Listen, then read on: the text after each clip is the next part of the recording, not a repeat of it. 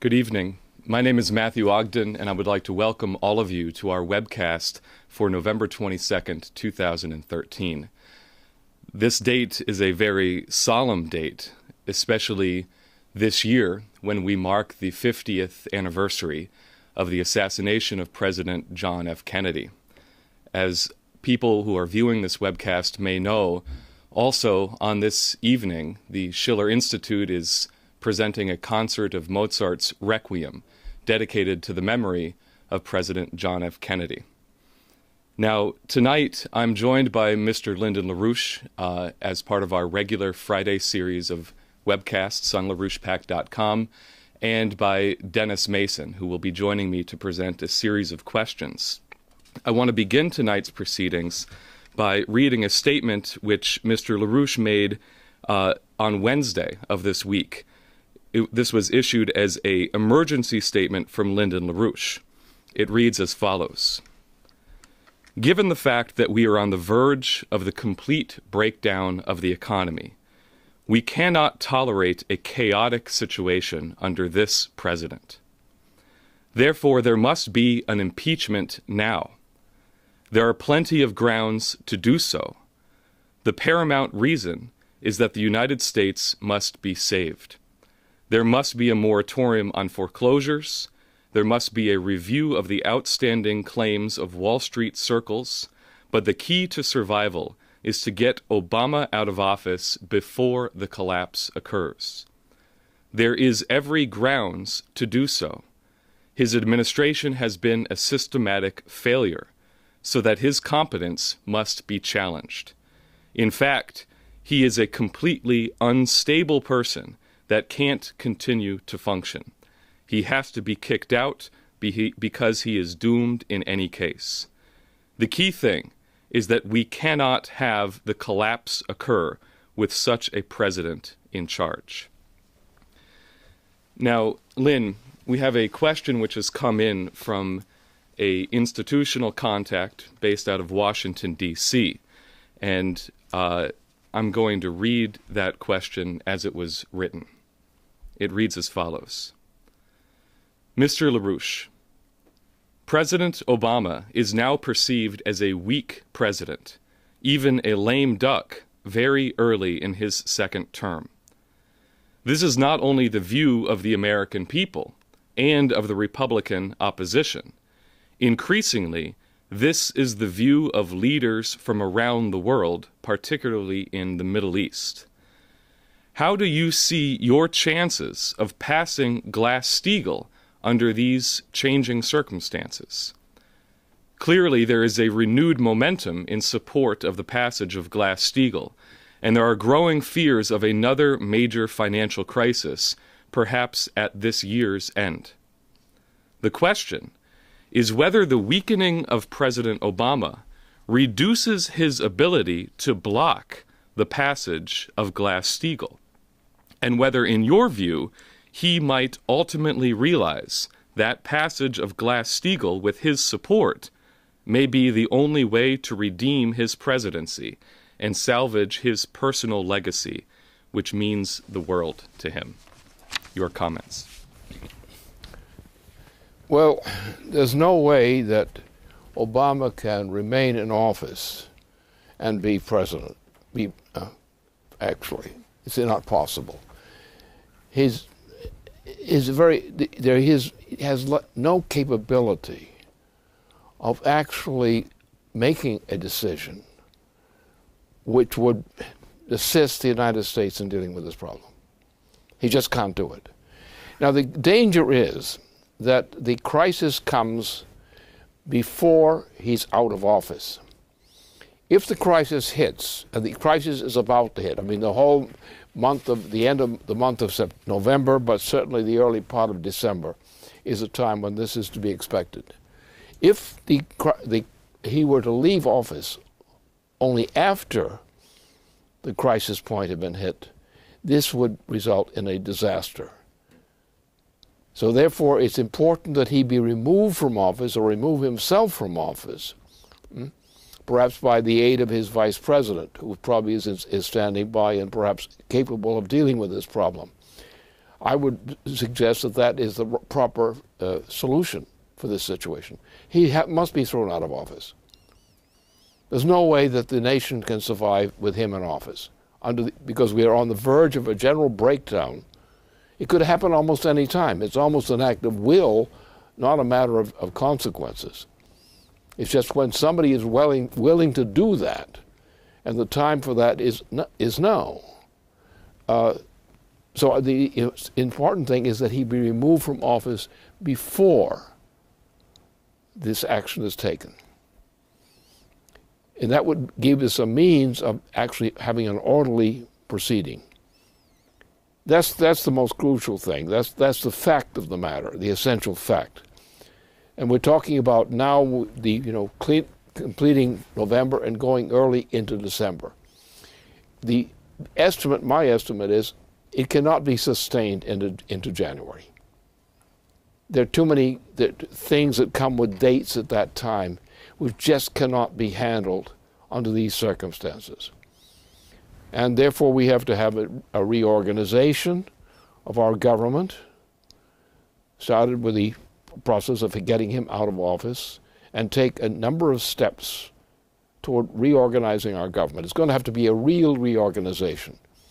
It can be done, however, and we will find ourselves with possibility of agreement with other nations at this time to make this thing stick. But we have to have a very cold-blooded, in a sense, and very calm resolution. He must simply be thrown out of office or leave willingly. In either case, when he's thrown out of office or willingly leaves, we have to at that point be prepared.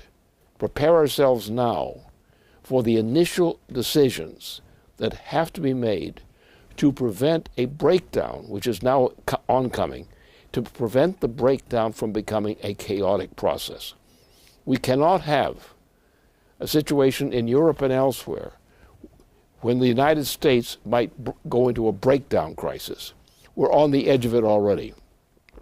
Therefore, if we do this now and get this matter cleaned up now, then we will have the options of taking gradual steps to bring things under control.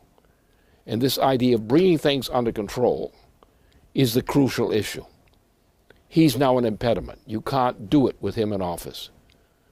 And if you wait until he's thrown out, the nation will be in no condition to deal with the situation that's resulting. So he has to be out by voluntarily. Perhaps the vice president would help and assist in getting him out. That would be a useful approach. I think I trust the vice president to be able to handle that situation.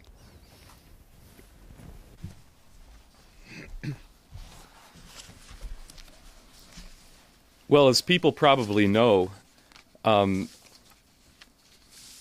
yesterday in the United States Senate, a dramatic event took place where Senate Majority Leader Harry Reid accomplished something which even George Bush wasn't capable of accomplishing, which is sacrificing a large part of the filibuster, the historic power of the minority, to assert itself in the institution of the U.S. Senate.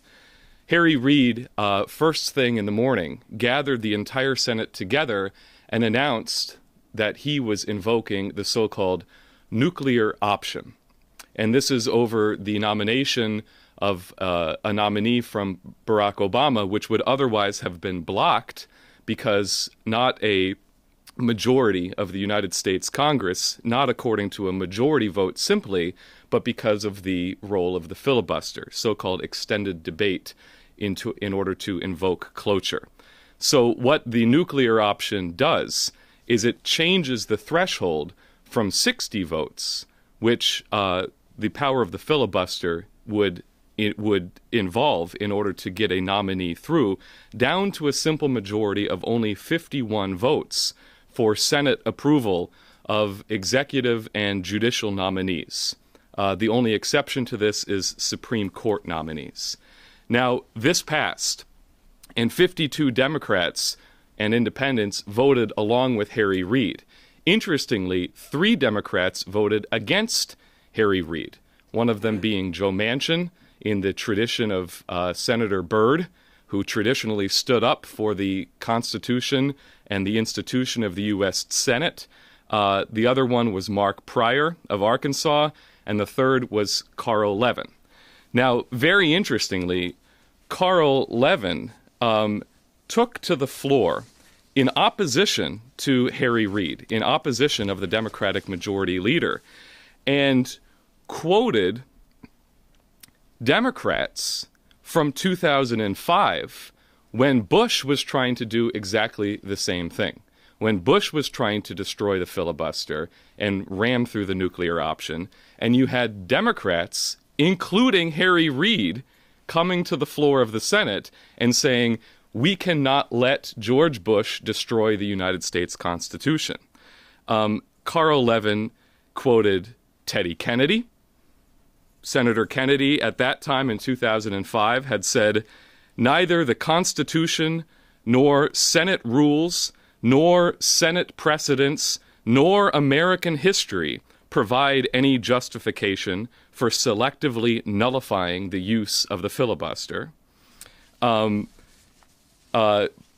Levin quoted Harry Reid saying that in 2005, the nuclear option would have been a, quote, abuse of power.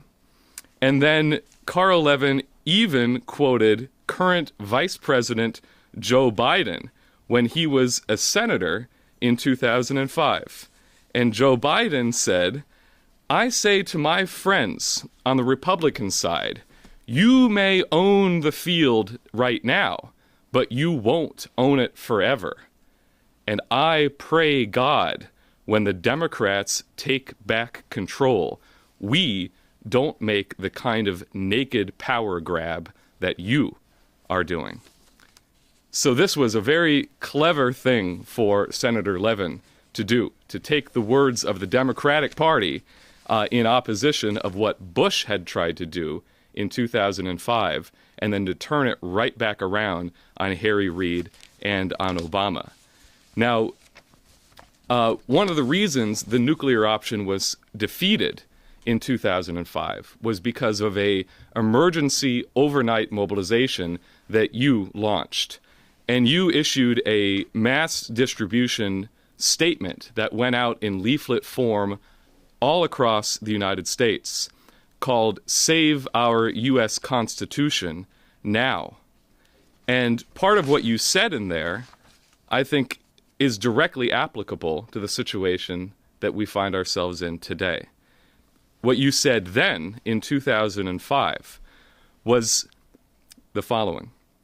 You said, the immediate target of this attempted illegal coup d'etat is the institution of the U.S. Senate. The purpose is to overturn the U.S. Constitution in favor of White House dictatorship by breaking the constitutional powers built into the Senate's power to impose checks and balances against an out-of-control presidency or a temporarily errant majority of the House of Representatives. This provision to defend our Constitution was centered in the powers of advice and consent, which the Constitution assigned specifically to the U.S. Senate. And you said, do not allow that original constitutional intention of advice and consent to be thrown away by the kind of panicked parliamentary majority rule which gave Hitler dictatorial powers on February 28th, 1933. Now, those were the remarks you made during the Bush administration in 2005.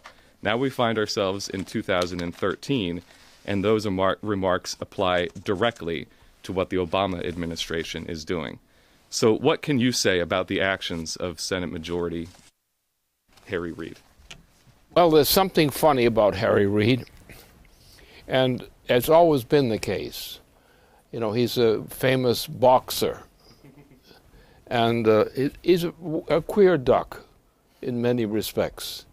So I'm not surprised by the manner in which he acted. That is in his temperament.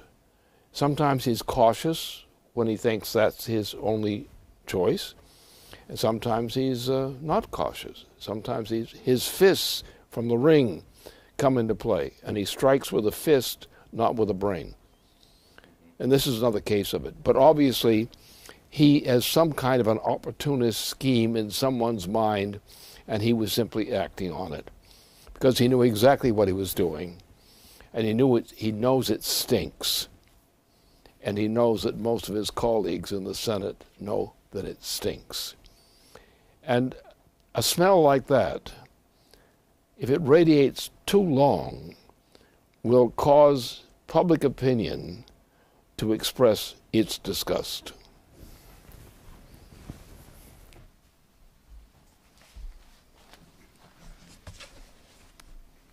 Well, what I would like to do next is to follow up a little bit on the broadcast that we presented last Friday. As most of our viewers know, we presented a dramatic picture of the collapse of the United States economy under the past 5 years of the Obama administration. We used charts, maps, a series of graphics to demonstrate this case. Now, very interestingly, this Wednesday, a hearing was held in the United States Senate that really served to complement the picture that we presented last Friday. It was a hearing that was sponsored, interestingly, by Senators Elizabeth Warren and Bernie Sanders.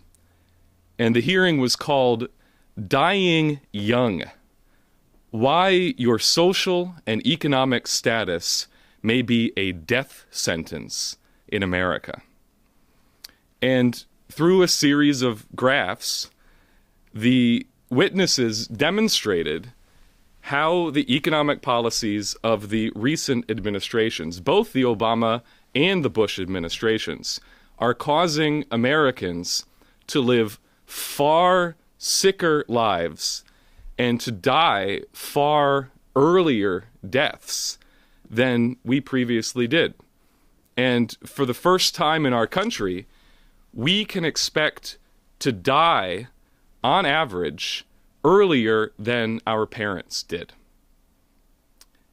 Mortality rates have actually increased for many areas of the country, and life expectancy has plummeted. One witness showed that in just in the span of 14 years, life expectancy for women fell in 43% of the counties of the United States. Almost half of the counties of the United States show a declining life expectancy for women. Also, if you look at the discrepancy between the counties, between even neighboring counties, even counties within one metropolitan area, if you look at the discrepancy between the maximum life expectancy and the minimum life expectancy, you see that the gap between the average maximum and the average minimums is growing rapidly. For women, the gap in life expectancy goes from the longest on average, which is 85 years of age in Marin County, California, and to the shortest at 73 years of age in Perry County, Kentucky. That gap has grown to a difference of 12 years, depending on which county you live in. And then for men, it's even more dramatic. The highest life expectancy for men is 82 years, right here in Fairfax County in Northern Virginia. And the lowest is 64 years in McDowell County, West Virginia. That's a gap of 18 years, almost an entire generation. In fact, the witnesses presented the case that if you look in McDowell County, this county in West Virginia, life expectancy for men is actually equivalent to Botswana and Namibia, two of the poorest countries in sub-Saharan Africa. And then if you look at the women in McDowell County, West Virginia, the women die younger on average than the women in El Salvador and in Mongolia. So you can also take certain neighborhoods, maybe not necessarily counties per se, but if you take certain neighborhoods in Boston and in Baltimore, you'll find that the people who live there have a lower life expectancy than many of the nations in the third world, including Ethiopia and Sudan. These are neighborhoods in two of the biggest cities on the East Coast, Boston and in Baltimore, and the life expectancy there is equivalent to Ethiopia and Sudan. And then the rate of premature births, premature infants, for the United States generally, is equivalent to many of the countries in sub-Saharan Africa. And the infant mortality rate in the United States is higher than many nations in the third world. So this is the picture that was presented. One of the witnesses, a fellow named Professor Michael Reich, who is from the University of Maryland, showed that just in the past 2 years, between 2010 and 2012, so that's right in the middle of the Obama administration, just in that 2-year span, the number of people officially living below the poverty line in the United States has increased by 3 million people. That brings the total to 50 million people in the United States who are officially poor. That's the largest number of people in poverty since we first started measuring those numbers, and it's the highest rate of poverty per total population in over a generation. And what he said is that the official poverty rate is 16%. That's 16% of the U.S. population living beneath the official poverty line, which is calculated at $23,000 a year for a family of 4. But he stressed that this percentage is probably underestimated by half, if not more, because it excludes homeless, it excludes incarcerated, it excludes those who are forced to move back in with their families.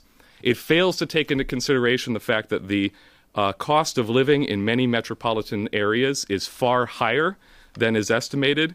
He said 3/4 of all Americans, 75% of all Americans have incomes below $50,000 a year, which is considerably below what it takes to live even a minimally decent life in a major U.S. city.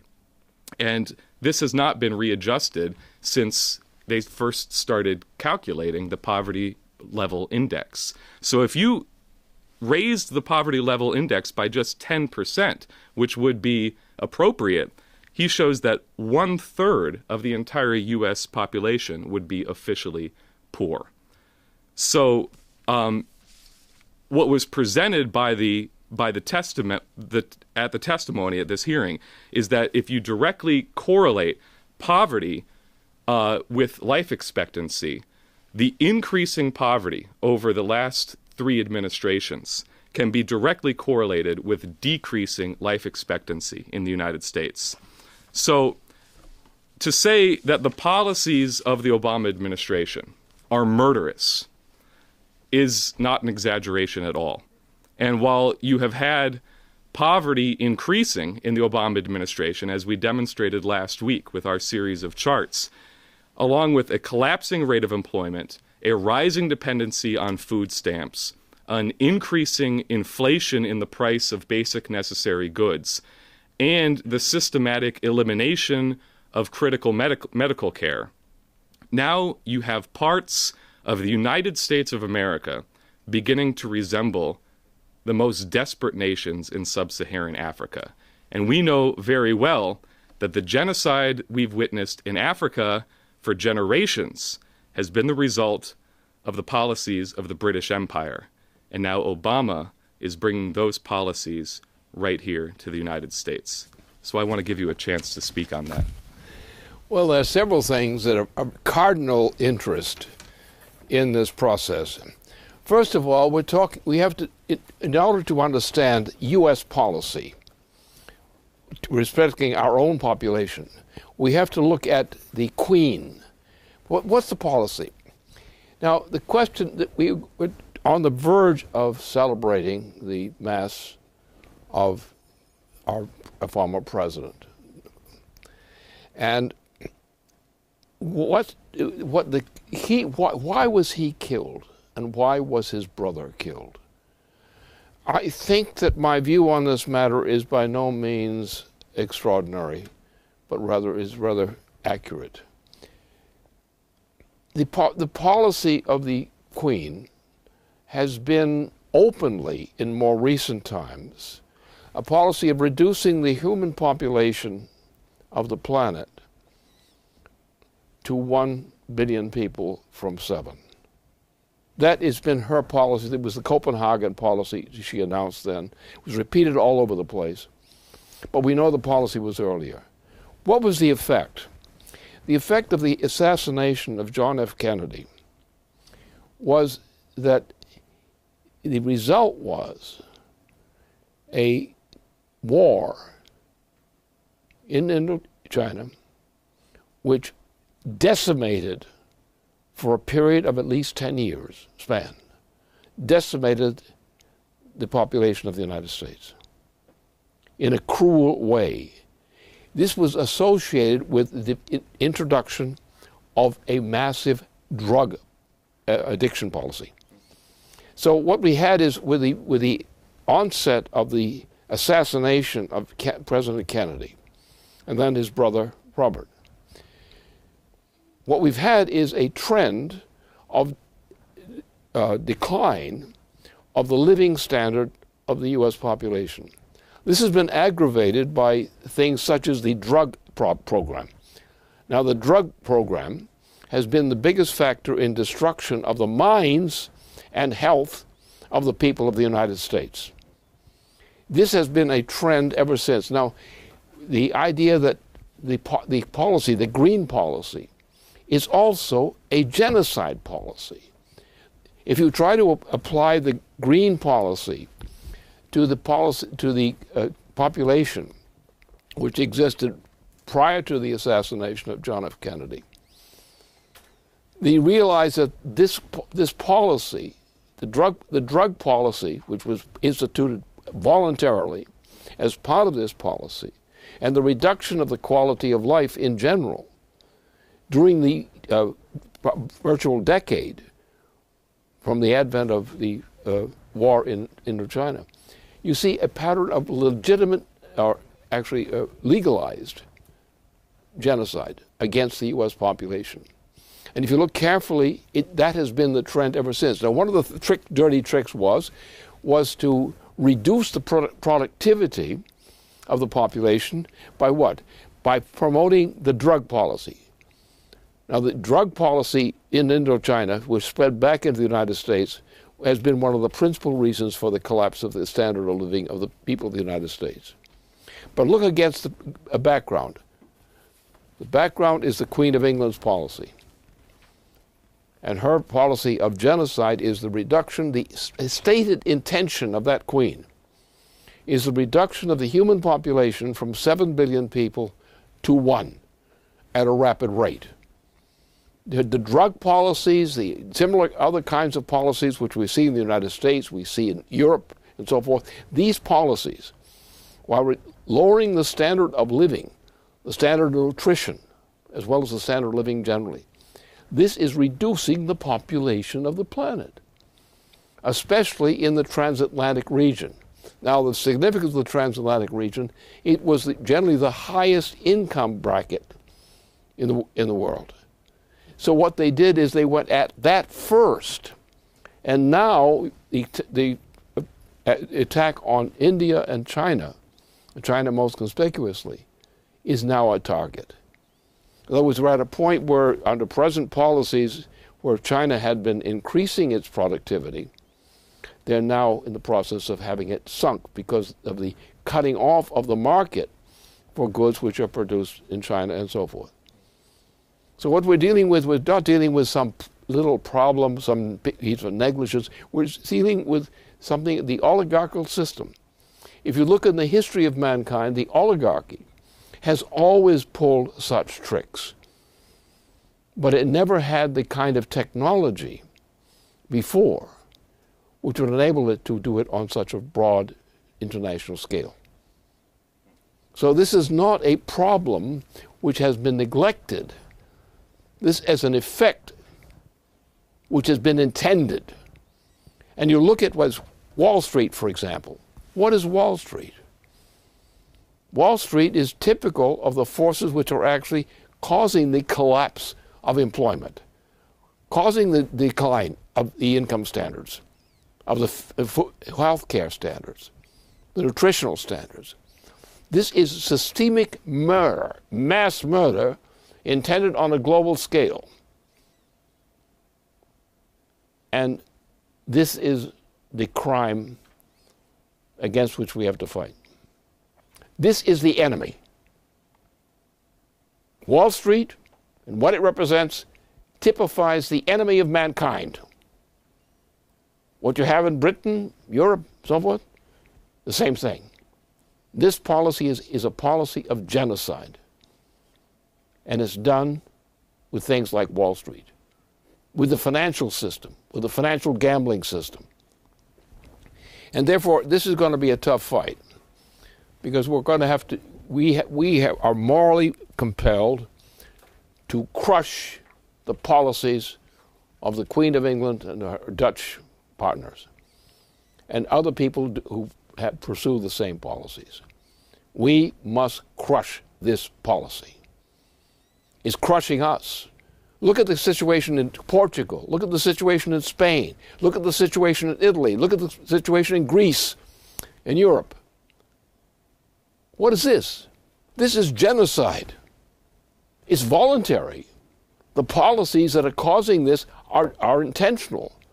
They're led in Europe by the British monarchy and the Dutch system. They're being led in the United States. People the food policy now is actually causing a collapse of the income per capita of our people. Look at the expenses. Look at the prices, the inflation that's going on under this Wall Street system of speculation. This is what's destroying our people. But this is not this thing that's causing the problem. The thing has a human motive. And the human motive represents the oligarchical system, of which the Queen of England is merely a leading example. But this has always been the case. Mankind has always been in a struggle as far as we know, because we have a human species which has certain qualities, excellent qualities. The human mind is the greatest thing that on this planet. There's nothing on this planet living which can match the potential of the human mind. But that's being destroyed. It's been destroyed before. The Roman Empire did it. What was done in the city of Troy was the same kind of thing. It was genocide. And the genocide is the characteristic of the oligarchical system. The Queen and her Dutch partners are representatives of the oligarchical system. And we founded the United States, essentially is back in the earlier period, the Massachusetts Bay Colony, under the influence of the great Nicholas of Cusa. And Nicholas of Cusa proposed and initiated the program to move people out of Europe and move them across the ocean waters, to areas on the other side where they might be freed to develop their powers away from the victimization by the oligarchical system. Our United States has been destroyed again and again by having bad presidents or killing good presidents. And there are a number of good presidents who were killed, murdered. Other people who were murdered. Why? By the oligarchical system. What has controlled our banking system in the United States? Well, the banking system in the United States has been largely controlled from London. It's been controlled by British banks, which settled around Boston and settled around New York City. They organized this system to destroy our United States. And they did a fairly systematically good job, shall we say. So the point is, let's not assume that there are conditions which are being neglected, which cause these problems, these statistical phenomena. What causes this is the intention of the oligarchical system, which is still a dominant feature in civilization from the top down.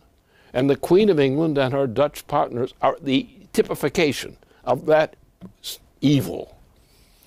And once we understand that what the evil is and who it is, we understand what the Roman Empire was, why it killed people the way it did, why this has been going on around the planet again and again and again. The oligarchical system and the struggle of mankind is against the oligarchical system. We talk about conditions which we wish to remedy. But what are the conditions that we have to remedy? They're the conditions that are induced by the oligarchical system and its legacy. So therefore, don't say somebody is being bad when they are actually engaged as accomplices in intentional mass murder.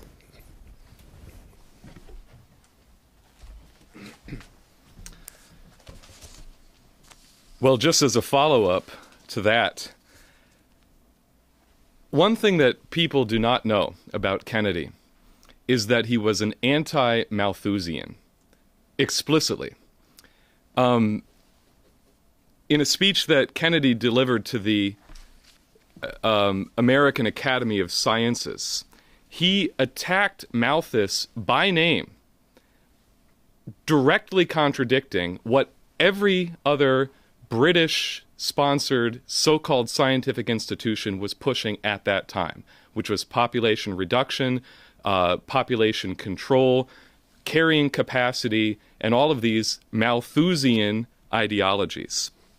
What Kennedy said, this is just an excerpt from the speech, he said this: Malthus argued a century and a half ago that man, by using up all of his available resources, would forever press on the limits of subsistence, thus condemning mankind to an indefinite future of misery and poverty. We can now begin to hope, and I believe know, that Malthus was expressing not a law of nature, but merely the limitation then of scientific and social wisdom. The truth or falsity of his prediction will depend now, with the tools we have, on our own actions now and in the years to come. And then he spent the rest of his speech promoting the breakthrough high technology scientific discoveries that he challenged the scientists of his time to make. Now, this is Kennedy's opposition and hatred of Malthusian ideology is perfectly consistent with his personal family history. Kennedy's great-grandfather had been forced to emigrate to America, to come via ship to Boston to escape the Great Irish Famine of 1848, which had been created as a genocide policy by the policies of the British. And it was explicitly, at that time, a direct application of the ideology of Malthusianism. There were members of the House of Lords in the British Parliament at that time who were arguing, no, we cannot give relief to the starving Irish people because it will break the principle of the great Parson Malthus, that we actually need population reduction in order to reduce misery and reduce the poverty of those lower classes. As a result of this, genocide was occurred as a direct result of the policies of the British Empire, right there in Western Europe on the island of Ireland, where half of the population, if not more, either died of starvation or were forced to leave the country. This is the family history of President Kennedy. His relatives also had been leaders in the 1798 uprising against the British, against British rule in Ireland, which was led by many veterans of the American Revolution. County Wexford, which was his ancestral home, was the epicenter of this insurrection. And then going all the way even into the 20th century, relatives of Kennedy back in Ireland were fighting in the Irish Revolution to kick the British out of Ireland. So this is something that was in his bones, and the direct connection to the oligarchical mouthpiece of Parson Malthus. And I think I wanted to bring this up at this point because it's consistent with our theme from last week, that Kennedy's role as the representative of the historic mission of the United States, in its role in the struggle against the oligarchical principle, which is a policy of intentional depopulation through 4 tools: famine, war, poverty, and disease. This has been consistently the method by which the oligarchical principle has reduced the human population. And these are 4 evils which Kennedy directly fought against. Peace, the refusal to be sucked into war, the refusal to be sucked into a pointless war in Indochina, and the refusal to allow the Cuban Missile Crisis to erupt into a thermonuclear war. The evil of poverty, the evil of disease, and the evil of famine, all of which are conquered by the increase in the energy flux density and the productivity of the human race. Now, I know Dennis has more to present on this later, but I thought this was an appropriate time to connect the legacy of Kennedy to what you elaborated last week as the identity of the United States as the leader of the struggle against the oligarchical principle worldwide. Well, you go back a little bit earlier, and you take on the Irish question. The slaughter of the Irish was done by the Dutch. And the same Dutch became the monarchy, the British monarchy. And because that war, the first war against Ireland, the invasion of Britain, we concentrated on the extermination of the Irish. And of course, this had a great significance for the American Revolution. We note the number of people from Ireland who had been involved in leading positions within the struggle for our freedom and our nation. The same thing. It's always the same. And that is what the meaning of this thing is. It's always the same. It is anti-human. Why? What did Rome do? Rome engaged in vast genocide against its own population. The Romans did.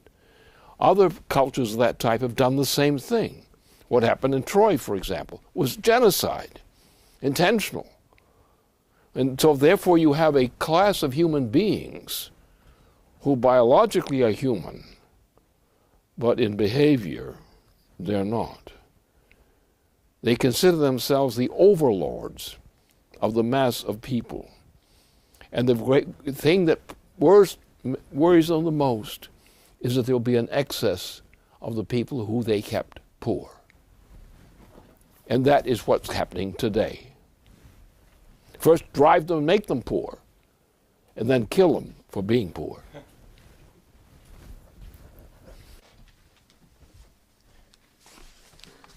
Okay. Well, I have a couple of questions. One, which will get into some of President Kennedy's policy. The first one on nuclear power. Now, in India, the chairman of the Prime Minister's Scientific Advisory Council has reported to the press that their 500 megawatt prototype fast breeder reactor is ready for commissioning next year. Now, this is a molten sodium-cooled reactor which uses depleted uranium oxide, plutonium oxide as fuel, and it has blanket assemblies containing depleted uranium to absorb neutrons generated from the fission reactor in order to generate more fuel. Now, 2 more of these prototype fast breeder reactors are under construction.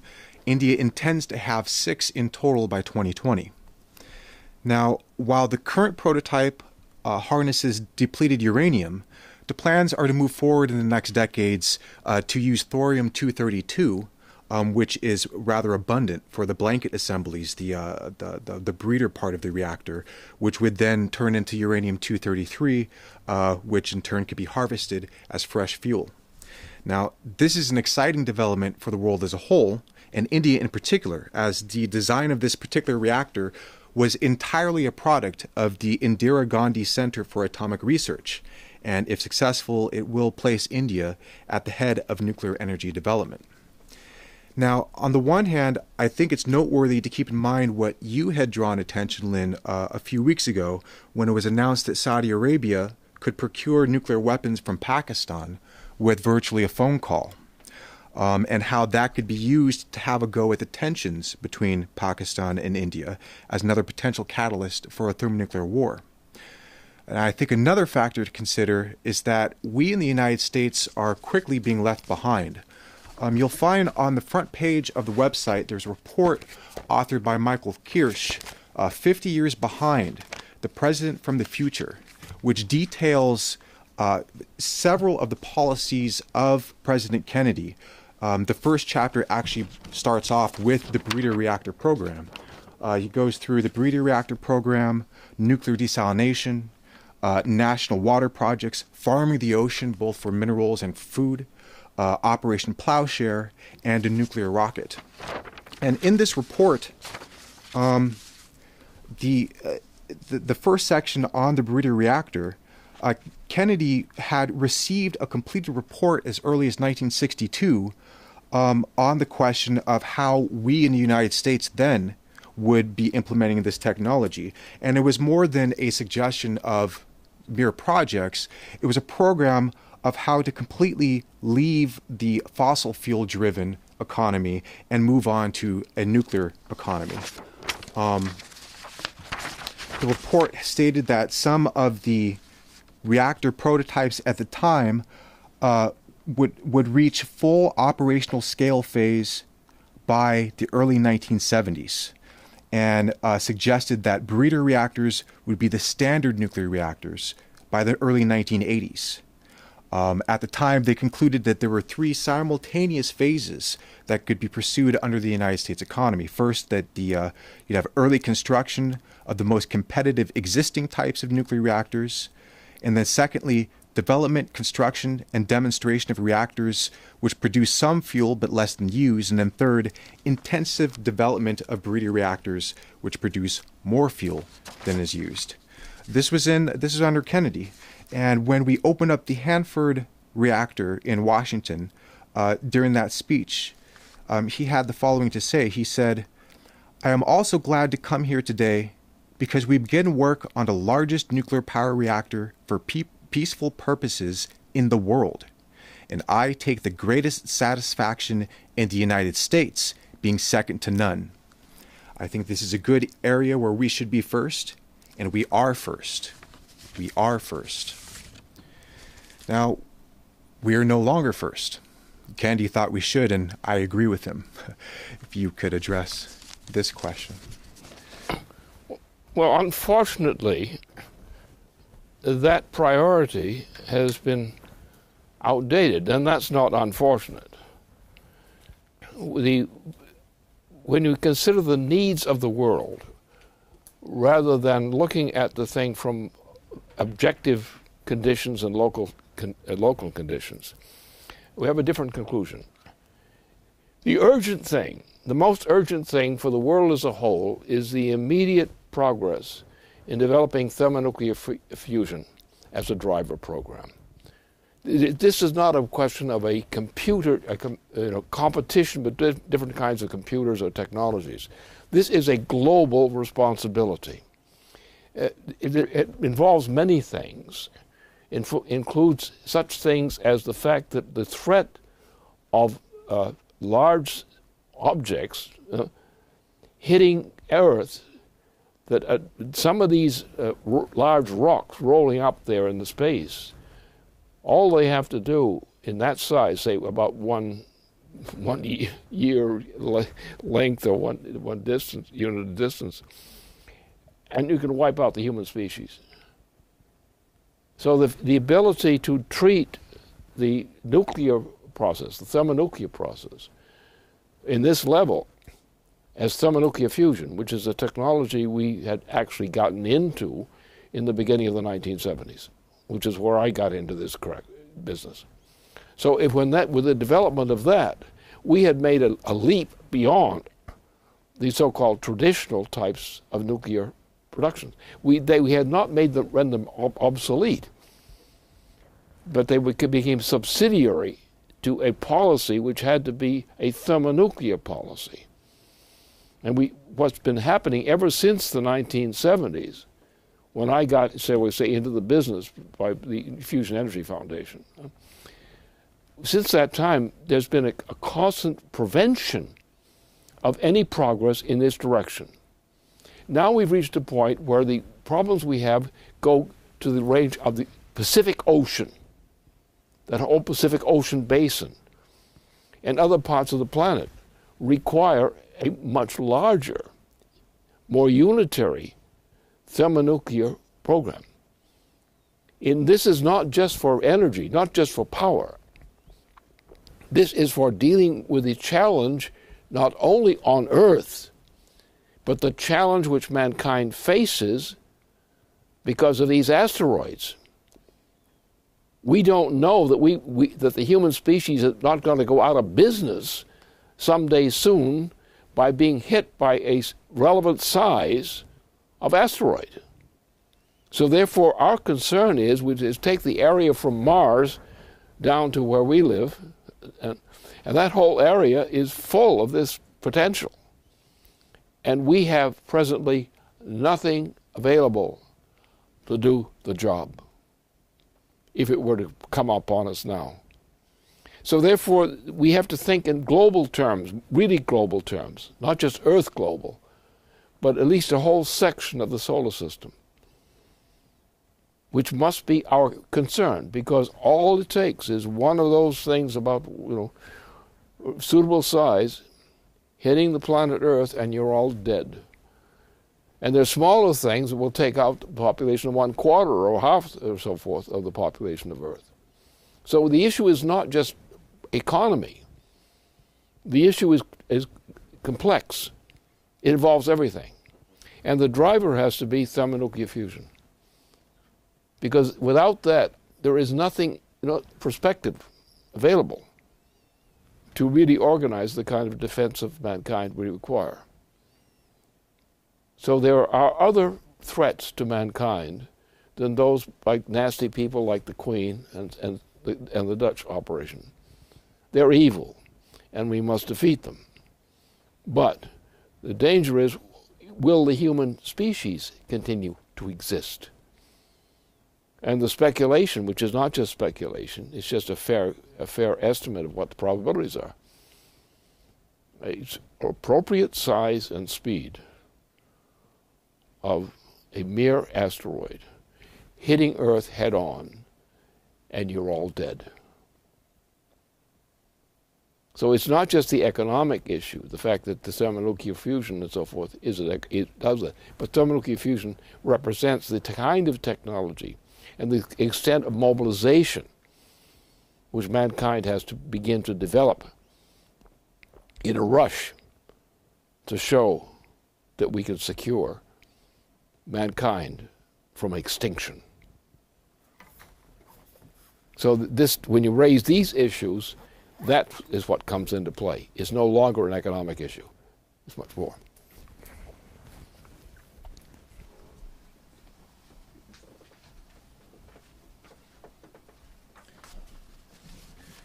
on that subject, this will be the final question for this evening. The Congressional Budget Office has come up with a list of 103 programs which could be cut to save the federal government a couple of bucks. Now, among this is the elimination of human space exploration programs. As it stands now, the United States' exploration of space is limited to the missions to the International Space Station, and as it stands, we're responsible for operation, maintenance, and supply of half of that ship. Now, the Congressional Budget Office report argues that this could save us the whopping sum of $73 billion between 2015 and 2023, and also states that advances in technology have generally reduced the need for humans to fly into space, that robots can replace absolutely any human presence in space whatsoever. Now, you, Lind, you've called for instruments to be sent to Mars in lieu of sending people, but this is very, very different. Here, the only consideration is money. We don't have it. Now, that's the excuse, while the real motive is to completely shut down technological development altogether. And every time we send someone into space, we learn something new. And I think that's what the real target is. Now, while you've indicated that we have no need to send mankind to Mars in person for its own sake, to plant a flag and die shortly thereafter, that's not science.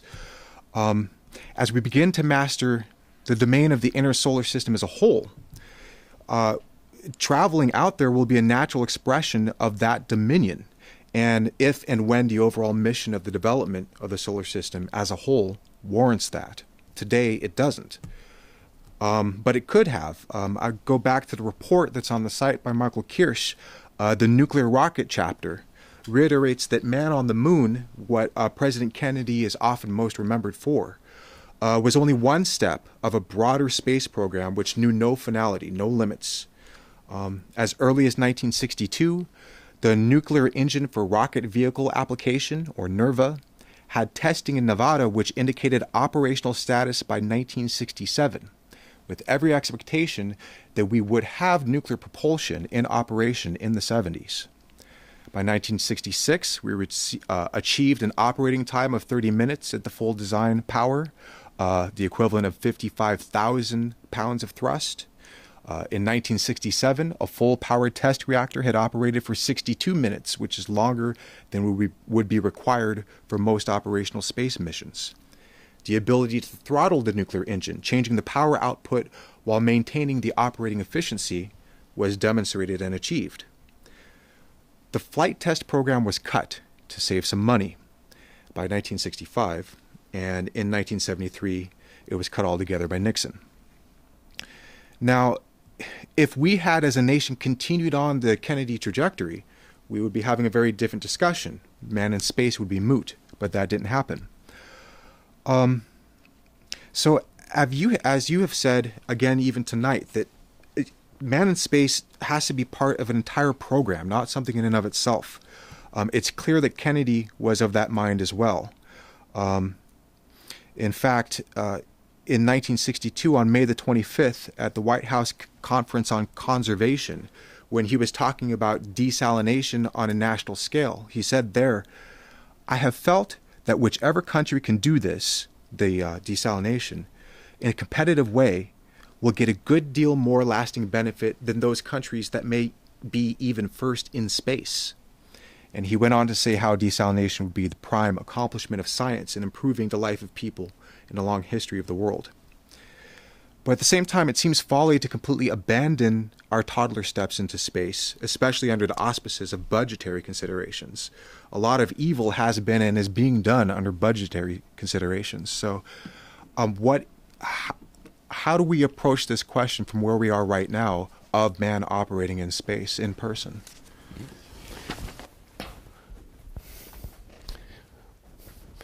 Well, I've just written something as an appendage to something else I've written, but it's an example of my intention in the piece as a whole, which I wrote.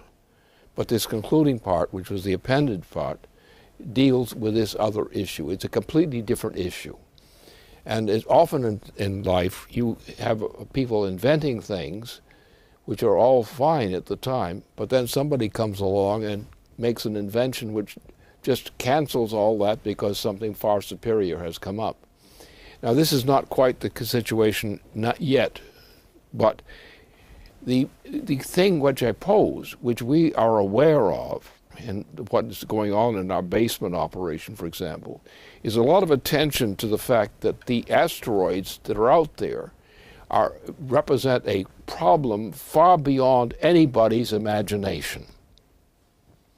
And it would take something of about a mile or so in diameter to hit the Earth just right, and the whole human population is dead. Now, we take the number of the asteroids which fall into that kind of category, and we haven't yet done anything to begin to count the number of these hazards which are running around the tracks of Earth in the solar system, even that particular part of the solar system. Now, I've been fussing on this thing with the question of, since Curiosity. Now, Curiosity, this man-operated landing on Mars, was a great achievement. It demonstrated the ability, above all other things, that man had now reached the point, even though it's a relatively primitive stage, to put things that function from Earth, no human being touching any of this process, except manufacturing the product, yes. Being there, doing it, none. Nothing. Well, it's all done by automation.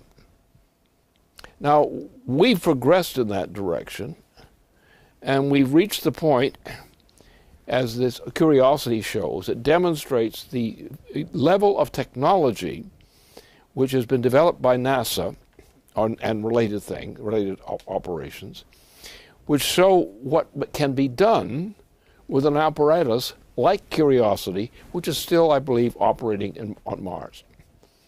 Now, what we need now is a system of defense, not some economic question, a system of defense of the existence of the human species on Earth. And my view is, as I've stated, is let's take the area of the solar system, the smaller part, which includes Mars, which Earth is a part of that whole panoply. Now, we know that we have to defend this area of space, of solar space, because we're in it. We're in the area. We're among the targets. Now, I think that suggests that there's a little priority lurking around these matters about getting these big rocks under control. Now, what Curiosity demonstrates is that Curiosity is not the model that's going to solve the problem, but the fact that we, through the space program, have gone as far in success as Curiosity has gone, despite Obama. Therefore, the defense of the existence of the human species has a certain amount of priority over some other concerns. And in point of fact, if we realize that we have to do that and prepare to defend the human species within this area of the solar system, in particular, by defenses stuck up there to operate as automatic defenses, but also directed from Earth by a complex of systems which are on top of some of the garbage out there, like the large asteroids, and build up a system, an information system, to be able to put systems out there that are able to intervene in preventing one of these large objects. It doesn't have to be too large, about 1 mile thick might do it. So therefore, we have to have a defense of Earth from within a territory of defense, which includes the orbit of Mars. And that's our, now therefore to do that, we have to accelerate our nuclear program in order to be able to develop the systems and deploy the systems which are necessary for this system of defense, which is required. And that's what I've been working on exactly this question. Now, I have not got a design to solve the problem. What I have is a certain categorical kind of knowledge of what might be required to solve this problem, and not to conclude things with my design. That's not my style. But to make sure that I'm stimulating people who are competent to pay attention to this kind of complex in order to defend the existence of the human species. Now, I rather think that, contrary to Obama or other idiots on Earth, that that's an important thing to consider. And therefore, what that means is we will be using everything we have in terms of nuclear technologies, thermonuclear technologies, and so forth. We are going to use everything. But this time that we've upgraded the war. The war is now against the threat to the sudden extermination of the human species on Earth. That's the war. That's the mission. And it occurs that if we take that mission as our primary concern, our primary objectives, our overriding concern, it probably will happen that all the other lesser grade threats and problems will fall into place under the leadership of a campaign to defend the very existence of man's life on Earth.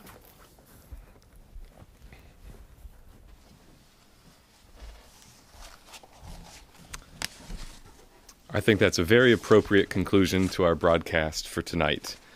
I want to thank everybody for joining us, and please stay tuned to the LaRouche PAC website. Again, this was the broadcast for November 22nd, 2013. Thank you for tuning in. Good night.